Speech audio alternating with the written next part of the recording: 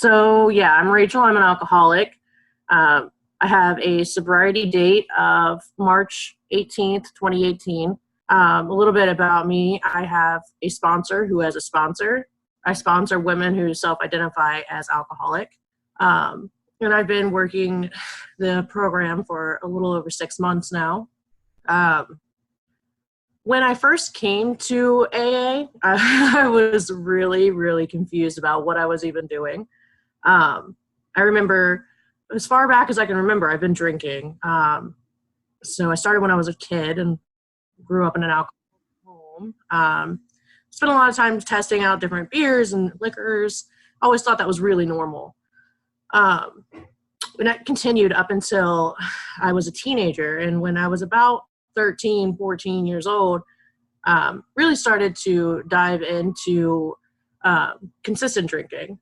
And I would spend weeknights drinking all night, wake up in the morning, go to school hungover, still drunk. Somehow still managed to keep my grades really high, which is a complete miracle, a work of God. And around high school is when I started realizing that alcohol maybe wasn't the best idea for me. I would black out, or I would do things that I would regret the next morning. And a lot of my friends didn't have those kinds of stories. You know, I remember having this same friend for the last 20 years, and we would drink the same amount, and then she'd be okay in the morning, and the next morning I'd be like in terrible, terrible pain. And at that point, I kind of realized like maybe this is a little not normal. And then growing up with a father who was also drank the same way that I did, it was interesting because I would look at him and I'd say, you know, at least I'm not that bad. When I get that bad, that's when I know I have a problem. Right now, I'm just having fun. I'm just a kid. But I didn't realize that other kids didn't have that same kind of fun. Other kids were doing different things. And me, the only thing I wanted to do was get to class and get home and start drinking again. I started using some outside issues around high school and into college. Nothing ever came close to the love that I had for alcohol. Alcohol was always my first love, my deepest love. It still is. And at the time, I didn't realize that was really a problem. So I continued drinking through college. In college, it started to get bad because I would miss school. I didn't have accountability because I lived off campus and I would just not go. I'd be sick. I would skip work or drink during work, and I was a server, so I got to be on the floor interacting with people, and I got to just act like that was part of my life. You know, like I am this happy all the time. And I was really, I was a happy drunk then.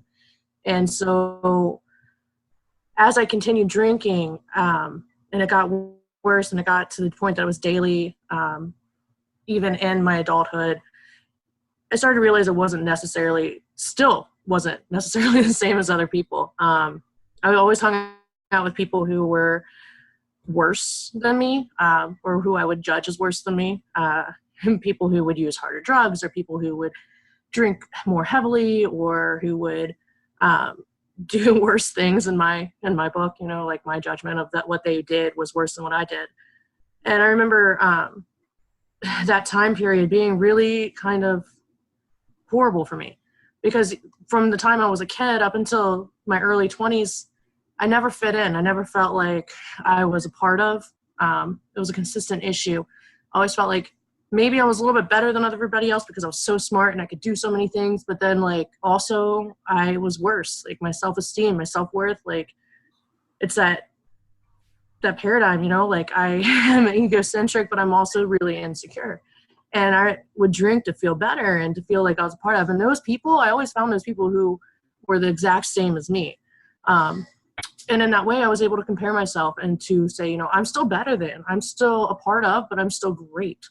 And that was a really big problem. I joke because when I was drinking and in the madness, I bought a house and I got my master's degree and I started my PhD program. And for all those reasons, I could say, like, I'm not an alcoholic. I'm not as bad as everyone else. I finished school and I've done all of these things. I've accomplished so much. That means I'm not an alcoholic. I'm not homeless under a bridge. mind you, consecutively, like as I'm doing these things, my father is also experiencing his own issues. And so I continued to compare myself to him, continued to date men, live with men, hold them hostage, and would always compare myself to their alcohol or drug use. And it was always, these guys are worse than me. They need me to help them and show them the way that it's supposed to be and show them how you can use successfully and still have a good life. And the joke was on me because that was horrible. And I did not actually have a good life. I was miserable. I always felt like I was dying inside, and I never could figure out the right combination of medications with my doctor to make that depression and anxiety go away. And at several points, I would just stop taking the medication because I knew that the medication was the reason I couldn't drink. So if I didn't take the medication, the alcohol wouldn't mix badly and I wouldn't black out. But again, I've been blacking out for over 10 years. And so it didn't make any sense. In my mind, though, that's where it was. So I got into my mid-20s and I found the soulmate, right?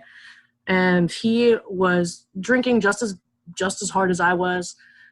Every single day we'd celebrate, or we would cope with a bad day, play video games, drinking.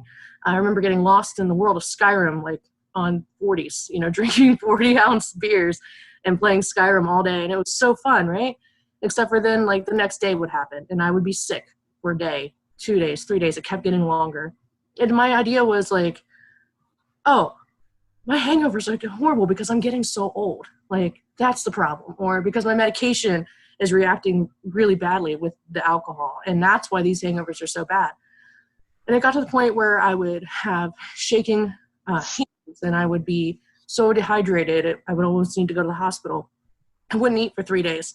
I smoked about a pack a day, but the next day when I woke up from drinking, I wasn't able to smoke anything. My body would revolt against anything that I would put in water. It doesn't matter. And so eventually that soulmate of mine, we figured out we weren't really soulmates. And so our drinking paths separated. And that kind of tipped me over the edge, I think. I started drinking more than I had, which I didn't even know you could at that point. And about that time, I had bought my house, and I live out in the middle of nowhere, away from everyone, with a gas station that sells liquor right next to me. So I was able to take that time and every day after work, go and pick up alcohol. Go home, I'd finish all of it, which would be, like a couple 6-packs or a 12-pack or two, and be able to walk right back to the store and get more. Totally didn't faze me at all. And I remember waking up, not remembering where I'd been or what I'd be doing. I'd have to look at my bank account statements to even figure out, like, had I left my house? Did I get an Uber to some person's house, or did I go to the bar? Like, what did I do? And these were not even just weekends, because originally I had said I'm only going to drink on weekends at home by myself. And then it started to be the weekdays, and I started to not be able to go to work again. Only this time I'm no longer a server, right? I'm at this point I had a master's degree, I had multiple licensures. I was actually working in the field of mental health and substance use. And I remember, like, always wondering, why are alcoholics and addicts so interesting to me? Like, I can't figure this out. And I'd be in the field, like, doing counseling and therapy, hungover or withdrawing from alcohol with these people who were in recovery, and I just couldn't figure them out. And it was so, like, mesmerizing to me. Like, I could not understand them. I couldn't understand all the mental health things, bipolar disorder, schizophrenia. It didn't matter. Like, I got that. What I couldn't understand were alcoholics. And every time I would leave the field of substance use and start working with people with mental health, I'd always get drawn back to substance use. And I never figured that out, which is kind of ironic, because the whole point of all of that and my subconscious seeking those answers was, me trying to figure out me, trying to figure out what was going on within myself. So eventually I started working at an addictions agency. It's focused primarily on addictions, blacking out and not remembering anything, withdrawing, not being able to go to work because of my alcohol withdrawal. going to work smelling like liquor, and just all around like really not doing what I needed to do to care for myself. I don't know how many times I could have or did harm someone or any of my clients by going to work like that, by smelling the way I did, or not understanding, not being authentic, not being able to help them because I wasn't helping myself. So then March comes around this year, and I'd gone to my best friend's birthday party with the whole plan, like, I'm going to control this alcohol. Mind you, I've done this a million times, tried to control how I drank, when I drank. So I went in, I had bought a keg for her birthday for her, and I bought myself a couple 6-packs. Like, I want to drink this, jump in my car. If I can't drive, I'll call an Uber, but I'm going to go home tonight. Last thing I remember was midnight, and I'm drinking shots of liquor, which I said I wouldn't do because I'm not an alcoholic, but I can't drink liquor. So I remember midnight coming around, and things get hazy after that. There's some really traumatic things that happened during that time. I woke up the next morning in full withdrawal from alcohol, not being able to move out of my bed. I slept the entire day. Couple times I woke up, I reached out to some people I knew were in recovery. Some of the women I had worked with in the field of substance use, and I knew that they had been sober for several years, which I had recently deleted everyone that had been in recovery off of my social media and out of my phone, because I felt like they would judge me for my use. And I didn't want to trigger them to use, because, I have that much power because I'm, egocentric like that. So I reached out to these ladies, and I let them know, like, that I thought there was something wrong. In the meantime, my father is reminding me that it's just because I'm weak and I can't drink alcohol, not because I'm an alcoholic.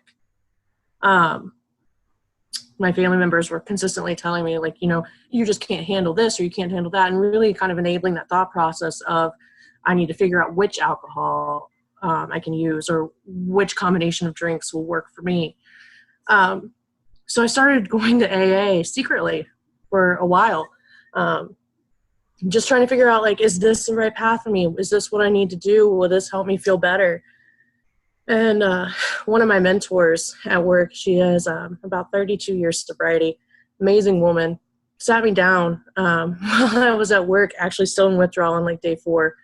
And she looks at me and she goes, your liver's failing. You're withdrawing. This isn't a hangover. And you're going to need to go ahead and start taking this AA thing seriously, or we'll need to report you to the board because of your licensure. And she's like, I love you and I want the best for you, and this isn't the best. So I got honest with my family and let them know, like, I can't come to your house right now. I'm trying to stay sober. I'm trying not to drink, which caused a lot of problems within my family, a lot of disconnects. And I used to be resentful at them for that. But I've recently, completed the 12 steps with my sponsor and kind of been able to put some of that at rest and understand, like, they're where they're at and they don't have to accept it. And it's about me and me living the life that I need to live and the life that God's, putting in front of me. So with the help of those people, initially I was able to start going to AA. And Alcoholics Anonymous, you guys, you saved my life in ways that I didn't even realize was possible. But about 2 weeks in to my sobriety, I found YPAW. And Young People in Alcoholics Anonymous turned out to be the family that I was always seeking, because in the process of being sober, I've lost a lot of connections with the people that I used to be in my life.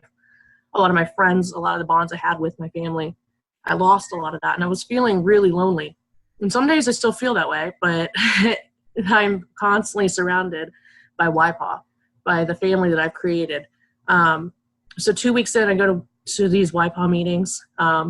One of the members would not stop talking about the conferences, would not stop hounding me about coming to these business meetings. And I had heard about Kicky Paw because I had been involved with my clients for the last decade with their stuff. And I knew that they had been involved with the Kentucky Conference of Young People in AA.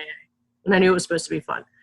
So this person continues to, outreach and continues to kind of play up how great this experience is and how good that I'll feel when I start participating in service work. So I show up to a business meeting, I take a service position, I start getting involved.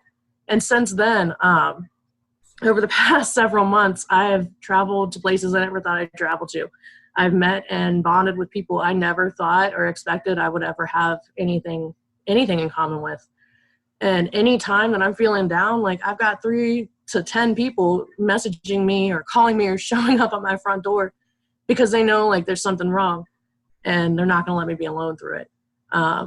Even recently I've been struggling with some things and I'm not allowed to struggle with that without having somebody hold my hand through it, which pisses me off sometimes because I got this by myself, right? Like I can do this. But the reality is I can't do it alone. And the biggest reality is that my WIPOF family, they don't let me. And I'll never, ever know how to thank them for that. And I'll kind of end with this story. This morning I was on my way to work and I ran over a metal rod and my tire immediately deflated on the interstate. And I was freaking out and I was so mad at God over the last couple of days. And I was just sitting there and I'm like, you know what? I guess I might as well pray. So I pray, give it over. I text my group of people, my family now, and WIPOF pulled through. People came out and they helped. They made sure I was okay, that I was safe. They helped me change my tire, took the tire to a store and got that prepared for me so I can go get the tire changed and I can go to work and not have to have that load on my shoulders. Just relieving some of that anxiety. My sister had texted me and she's like, did you call AAA? And I'm like, nah, I called AA. And it's such a dad joke, but it's so real. And I don't know. So I'll end there and just WIPOF is my lifesaver. God put them in my life for a reason. And that reason was to help me figure out how to live a life that's fun and sober and to have a new family that really supports my sobriety. So that's all.